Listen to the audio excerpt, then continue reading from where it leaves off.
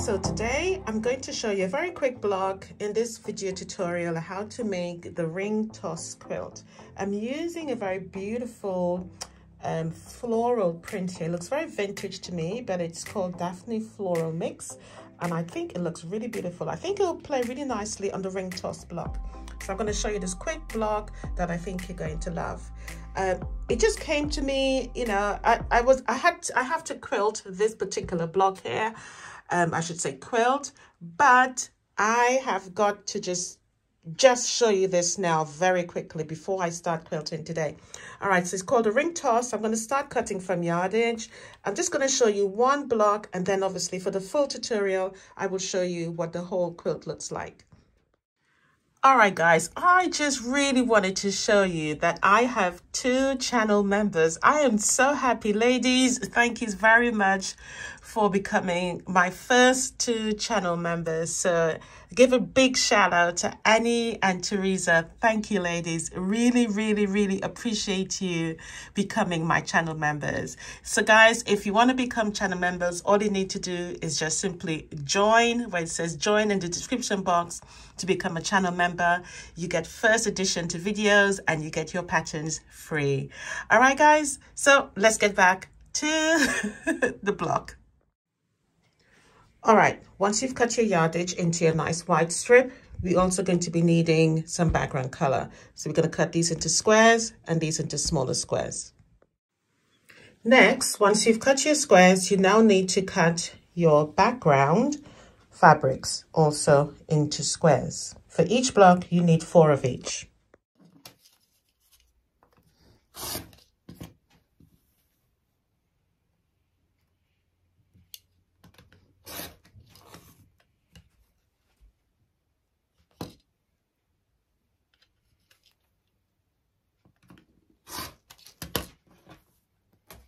All right, once you've done that, what we need to do is take these. Aren't these fabrics beautiful? My gosh, they are so amazing. Totally amazing, totally amazing. It's very early in the morning here, guys. As you know, I'm an early bird. I cannot stay in bed late. Somehow it just doesn't feel right to me to stay in bed late. So we're going to sew that like so together. All we need to do is to draw a line from there to there, from point to point on both sides on both of these blocks. Once we've done that, I'm going to show you how to create the block.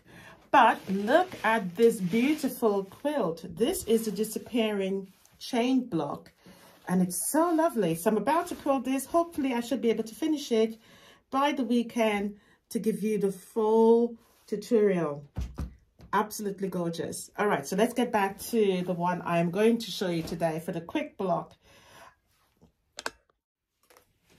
All right, so taking a small ruler, I'm just going to leave it on there and use my heat erasable pen and draw that line that gives me the indication where I need to sew on. So we're going to sew on that particular line. You can literally sew just 1 grain. That's the best way to describe it. 1 grain just beyond that red line. Okay. What we're going to do is sew there, and then we're going to trim off this one. All right. So let me do this one. I'll give it a quick stitch and come back and show you where exactly we need to cut. So for those beginners out there, this is a very simple technique to change the shape of the block. This pattern is really beautiful. Once it comes together, you get a secondary pattern with the blocks, which is really, really lovely. So, all right. It's going to sew this now. Come back and show you the next steps. All right, when you're sewing, all you need to do basically is you can pin it on. I haven't pinned mine's on. Nevertheless, I'm going to chain piece this. All I'm doing simply is lining up my needle with the red line that I marked there. And I'm just going to sew just slightly beyond on this side here. So where the rest of the block is, not at the end. And I'm just going to sew a tiny dot, i.e. a hair marker, all the way down so that I'm not directly on the line, but very close to the line as possible. The objective here is that when I fold this over, I wanted to make sure that I come all back down to the edge here, where the original floral block is. So if you were to sew this at 1/4 inch, for example, you are going to be way off and your block is going to be short. So hence the reason why I say just a tiny mark, line just beyond, so that you have enough of that particular line. If you know you've drawn it straight, then on the line should be okay. But you can always unpick it before you cut, and I'll demonstrate that as well.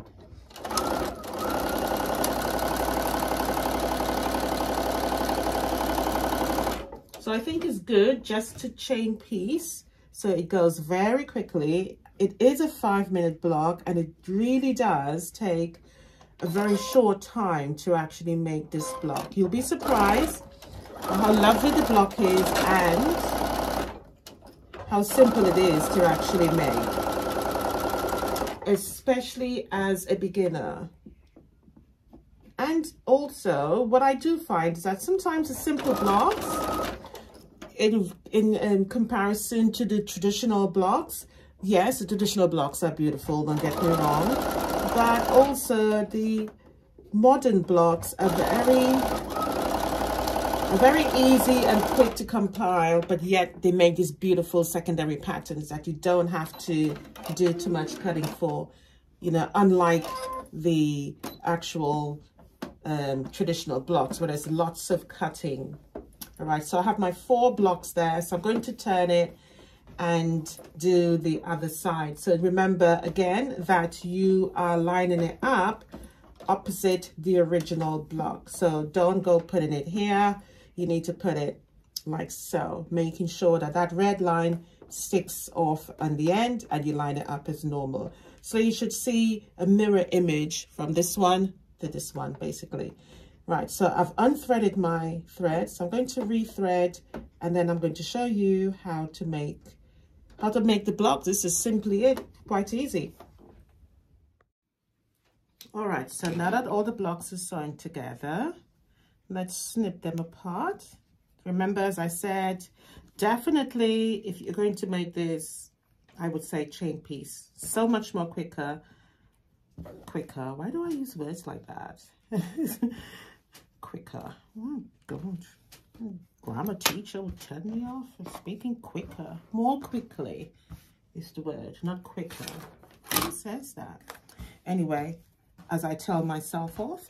So 1/4 inch cutaway. Make sure my blade is on. Now, if you wanted to, you can sew along there, which I think most of you most likely know, but this now becomes scrap. Or you can use it for something else. So we're going to do this for all of the blocks.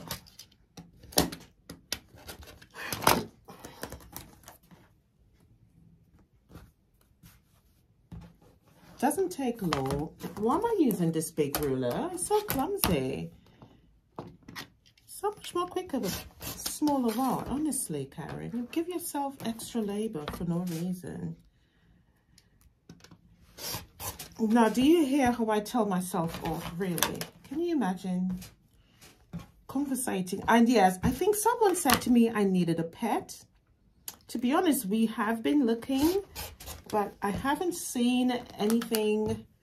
Oh my God, dogs are so expensive. Oh my Lord, really expensive pets. But I don't want a big dog. I want a small little doggy that I can put in my handbag and not. No, I don't want that. But I do want a small little doggy, a nice fluffy little one. My husband wants a Kelpie, but yeah, I don't want a big dog. I don't want something that I have to spend a lot of time looking after. A little doggy is nice. Like the little fluffy ones. I can't remember their names at the moment. All right, so this is our block. So when we go to iron, we're going to put the floral print down and we're going to press back. So we want, because ideally you wouldn't want to see the seam allowance behind if you're pressing it towards the wide, but I think it's kind of pushing. Sometimes the seams tells you where it wants to go, but if you want, you can do as I'm doing here, literally turn it over and press it down. So I'm sure a hot iron will be able to do that. But if it doesn't bother you, then obviously, as you can see, look, already it wants to go towards the white. But if you've got a dark print you're using here, perfect. You don't have to worry about that. But I don't want to put too much pressure because I don't want to stretch the fabric.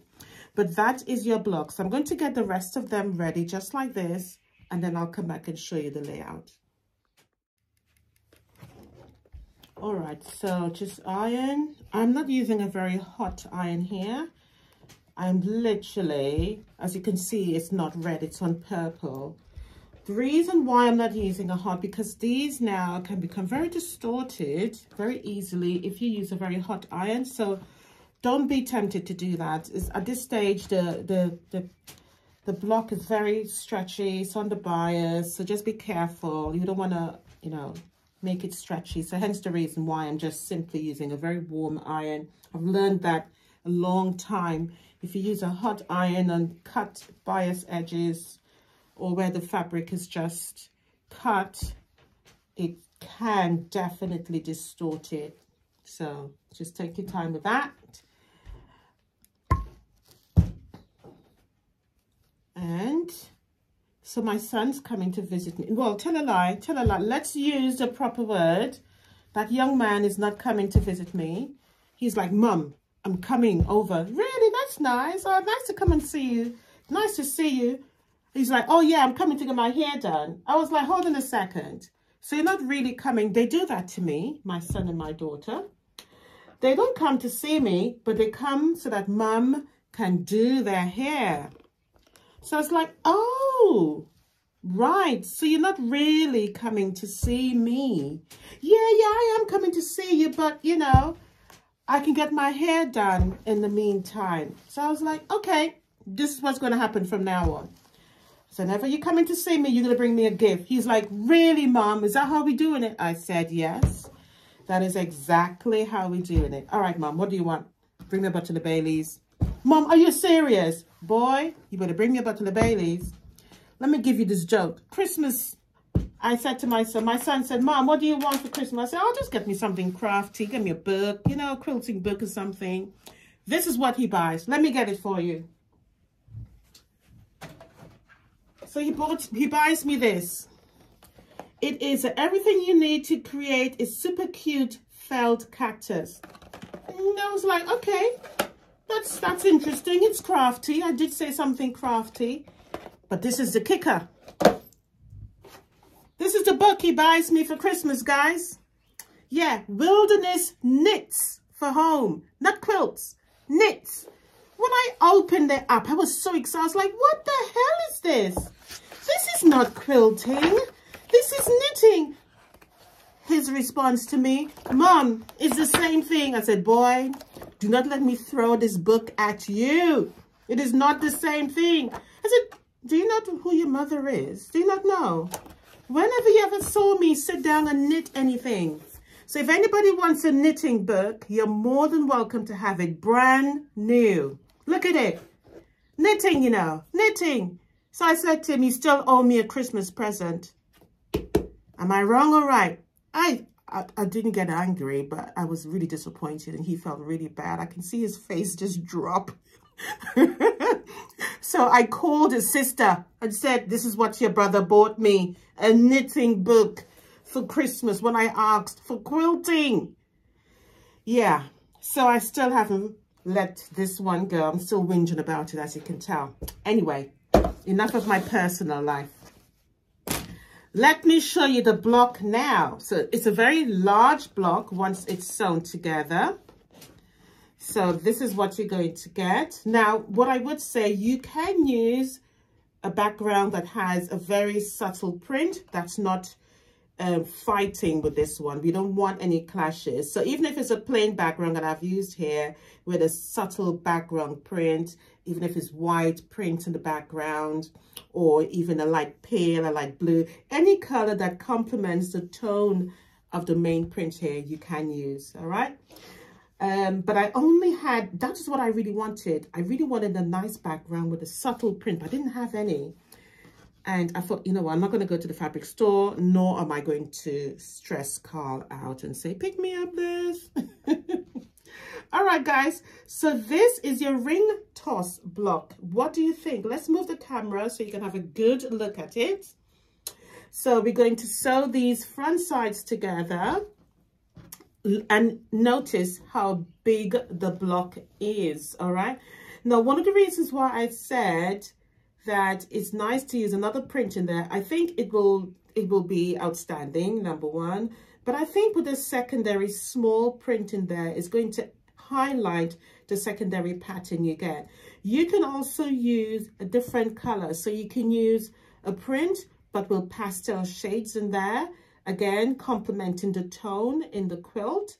So yeah, you can mix it up. You don't have to just use two colors like I've demonstrated. Always play around with your fabrics to see what it yields, okay?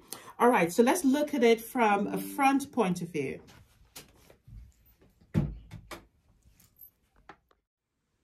Now tell me that's not a beautiful block. Ring toss. It does look like a ring toss, doesn't it? So pretty.